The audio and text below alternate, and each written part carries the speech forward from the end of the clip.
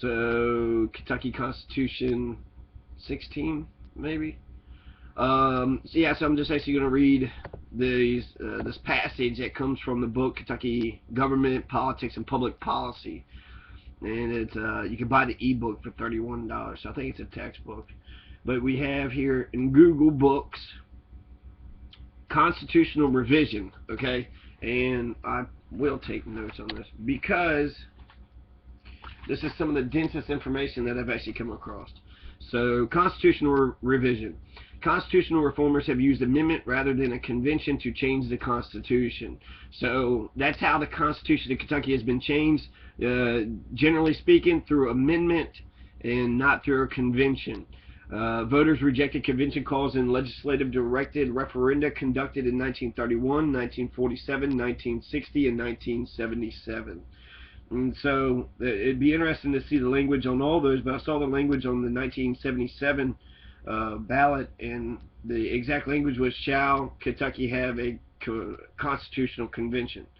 So shall Kentucky have once a constitutional convention is voted on, then it has to be voted on again, and then you have to vote 100 delegates to go to it in order to fill out new constitutions. So I don't even know what that's really saying. If you ask the general Kentucky population who votes if they want a new constitution, they'll say, well, are things going well? Yes, things are going well. No, I don't want a new constitution. Well, things are going bad. Yeah, let's get a new constitution. So it almost seems as though what is going on in their life, 25% of Kentucky's population votes. And so they're probably, I would assume voters are probably your more affluent people. People are doing well, especially since they're voting, so they have political, some sort of political protection. But that doesn't mean, it doesn't necessarily, that's not totally true. You have working class, poor people who vote, and so I'm not sure what that could actually mean if they disagree with the politicians, fucking with the Constitution. No, they can't fuck with they fuck everything up. Or if it's a principle-based thing like that, if it's more just gut-based. But 1931, 47, 60, and 1977, so 4 times it's been put on the ballot to have a constitutional convention after the 1891 Constitution, and they've all, have been thrown down by the Kentucky voters. And so it's hard as fuck to even get the constitutional convention, up for a vote like that. You got to get 3/5 of a majority from the House of Representatives and the Senate. Once you get that on the ballot, then it goes to the people, and then they got to vote for it twice.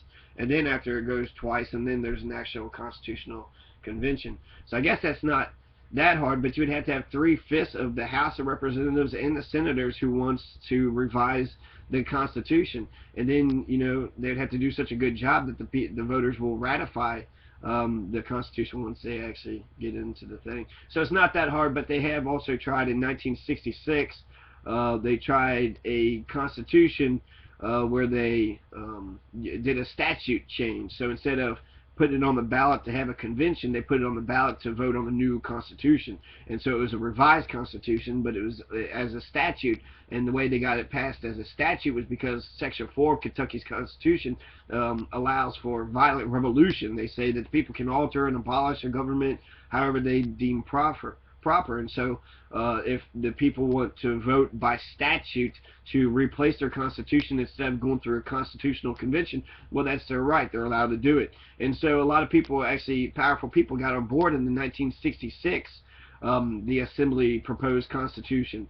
So the 1966 General Assembly proposed Constitution got a lot of support by a lot of the powers that be, but overwhelmingly they got rejected. And basically it got rejected because they were going to try to limit the local government. Instead of having the jailer, sheriff, constables, all these positions being constitutionally mandated, they were going to cut all those positions out and give Frankfort more power, give less power for the local officials, and too many local officials were going to lose their jobs, so they didn't like it, and they're the local officials, so they're the ones that's running the county government, as is, so of course they're not going to be in favor or get people to go vote in favor of something like this. So it got squashed unanimously. It was probably a really effective 1966, it was probably an effectively written document, but just was too much radical change for Kentucky, and mostly for the local positions, because people get paid. The government pays these jailers and sheriffs and people in order to, get some sort of compensation for their civil service duties. So proposed legislative amendments to the Constitution have met with more success and have accomplished many of the revisions proposed by the rejected Assembly Constitution of 1966. Since 1891, the legislature has approved and submitted to the voters 79 proposed amendments for their ratification, of which 44 have been approved and 33 rejected. The Court of Appeals kept 2 amendments off the ballot because their provisions had not been publicized in the manner specified by the Constitution. So even petty reasons prevents this shit from an amendment to getting on the ballot. And then one wasn't validly publicized, and one because the subject of the amendment was properly addressed by statute rather than by constitutional amendment. So actually, just by the initiatives and referendums, you could tell that the government of Kentucky has kept their cards real close to the chest. And so anybody that makes a decision, it's like everybody on government has to fucking accept it. So the fact that Comer, the agricultural secretary, has been able to get hemp passed. So hemp is legal now in Kentucky because of Comer, the fucking agriculture. Richie Farmer, he was the shittiest agricultural fucking secretary ever. And then he was the shittiest fucking whatever the fuck he was. Lieutenant governor or treasurer or something, I don't know. But he's definitely going to 7 years going to fucking prison. That's like incredible. You could tell like he was actually David Williams, like little puppy dog, little kiss-ass bitch. He would just follow David Williams everywhere he walked, in all the commercials. He was just like in awe and in idolization. And so I think it's a damn shame that Richie Farmer is the one who bites the bullet. It's almost like with the Hatfield and the McCoys, the feud between the Hatfields and the McCoys. They eventually kill Cotton Top Hatfield. So they killed the fucking retarded kid, out of the whole fucking corrupt bunch. So David Williams doesn't get touched, or none of the people in Frankfort gets touched. They're getting sexual harassment claims, and nobody seems to give a shit up there. But they go after Richie Farmer, who maybe did those illegal things and shit, but it's almost as if like he was ordered to do it. He wouldn't have known any fucking better. And also the ethics commission pops up like sometimes, and sometimes they don't. Like, I don't get it. It just seems so random and anarchist. Sometimes, I mean, you had Ernie Fletcher, who goes down for actually posting giving some of his friends jobs. So he got some of, basically doing what motherfuckers been doing like since the beginning of Kentucky. It's a spoil system, and it should be based on merit. And you shouldn't, decide who the best sheriff is in town just based on if it's your friend or not. It would be the best, who can enforce the law the best, who can protect and serve the community, the best. That's who the sheriff should be. So if you were able to appoint the sheriff and you become in a position like governor back in the day, they would have, or the governors could appoint the sheriff. So if you could appoint the sheriff, then instead of appointing your friends, you'd want to have the best person put up there. But since you are able to appoint jobs, and that is able to give you political power, I'll give you this job if you do this for me. Here's your job. In Gallup County, they was paving people's driveways. They were taking the road department and using it as their own personal private driveway paver business.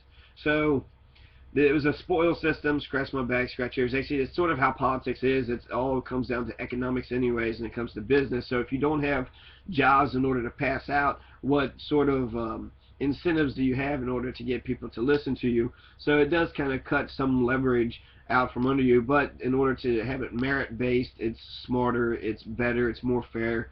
In fact, it probably should be some sort of civil service exam for every position out there: sheriff, judge, executive, magistrate. You need to know what the fuck you're doing. If you're going to get into a position of power, you need to know what that position of power is capable of doing, what you're allowed to do, how the process actually works. And actually, there should be like a sort of county unison government meeting too, so that way the wheels of the county is able to run efficiently and smoothly, so everybody kind of knows, okay, it's your responsibility to do this part, and it's your responsibility to do this part. And so if anybody has any questions, you're going to have to go talk to this person. And that's how life is going to be. That's how the whole county is going to be ran.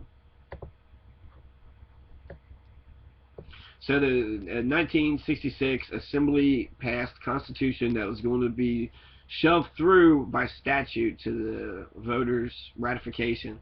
they rejected it because they wanted to keep local government and taxation in the way that it was going on. So local government taxation actually winds up being a proposed amendment several times. 13 proposed amendments have concerned local government, 6 being ratified and 7 rejected. In 1903, having rejected a similar proposal in 1897, voters approved in an amendment empowering the legislature to authorize cities and counties to levy license and franchise taxes based on income. In 1909, voters approved in an amendment permitting the state to lend its credit to counties for public road purposes and authorizing counties to levy voter-approved taxes for roads and bridges. 10 years later, voters ratified an amendment increasing the legislative power to remove local law enforcement officers. In 1937, they rejected a proposed amendment empowering the General Assembly to reorganize local government and to consolidate cities and counties. In 1984, after similar proposed amendments had been rejected in 1959, 1973, and 1981, so they wanted to reorganize local government and consolidate cities and counties. There's a home rule now, so they got some of this shit passed before, but they wasn't able to. So there's actually, in the back of this packet that I got a whole list of all the amendments that have been proposed to Kentucky, the 30 or 40 or so that's been passed, and the 30 or 40 or so that have been rejected. And some of them are very tiny things, and then some of them are like overhauling the entire judicial system, like 1975, right? And then I guess theoretically that 1966 one should be in here too. So 1966. So they have 1975 restructure the state court system. That was an amendment that was put up for ballot. These are the ones that have been adopted. So no, it wouldn't be the ones in the adopted ones. It'd be the ones not adopted. So it's not actually in here. So I don't know why. I thought it was an amendment. I thought they put the statute, or they tried to put the statute up to an amendment. So yeah, I'm not for sure why it's not listed. Maybe they considered something different since it was like a constitutional thing. Similar proposed amendments rejected. 59, 73, 81 about the consolidation of cities and counties. Voters ratified an amendment permitting sheriffs to succeed themselves in office. 2 years later, they approved an amendment allowing mayors of first and second class cities to serve 3 successive terms. In 1931, voters rejected a proposed amendment that would have raised the debt limits of cities and counties in certain cases. In 1994, after rejecting a somewhat similar proposal 4 years earlier, voters ratified an amendment authorizing the legislature to grant city governments more independence, home rule, and allowing counties and cities to incur long-term debt without voter approval. 2 years later, the Clark County Circuit Court ruled against the Attorney General's petition to invalidate this constitutional amendment on the grounds that it had not been adequately publicized, a decision affirmed by the Court of Appeals. 7 of the 10 proposed taxation amendments concerned exemptions. Voters approved amendments that exempted household goods from taxation. 1955 created a homestead exemption of $6,500 for single-family residences of persons 65 or older. 1971, and extended it to other residences. 1975, established a homestead exemption for those classified as totally disabled by the federal government or the railroad retirement system. 1981, exempted religious property. 1990, and authorized the General Assembly to exempt motor vehicles and any other class of personal property from the levy of all or any portion of the property tax. So motor vehicles are not part of the property tax. 1998, they passed that. They exempted religious property. They authorized the General Assembly. No, that was in 98. So then the established a homestead exemption for those classified as, so all those who are disabled by the federal government or those on the railroad retirement system. So there's the fucking railroad again getting more power. Why the fuck do the railroad corporations have so much power when we have the 1891 Constitution in place? The homestead exemption, I'm not sure what the homestead exemption is, but I guess you don't have to pay taxes for up to $6,500 for single family residences. So if you're like 65 or older and you don't have to pay, you know, your shit's under $6,500, you don't have to pay taxes on it. So if you're really fucking poor and old and about dead, you don't have to pay, you know, it helps you from not having to pay taxes. Household goods are exempt from taxation, so that's another poor person thing, a poor person statute or amendment that was passed. In 1933, voters rejected a proposed amendment that would have authorized the General Assembly to exempt real and personal property from taxation by the state, so they rejected it. They was in favor of taxes. in 1933. 1914, the Court of Appeals invalidated an improperly publicized amendment ratified in 1913 that authorized the legislature to classify property for tax purposes, but the voters ratified a similar amendment offered in 1915. And then in 1969, you're going to find out what happens in the next video.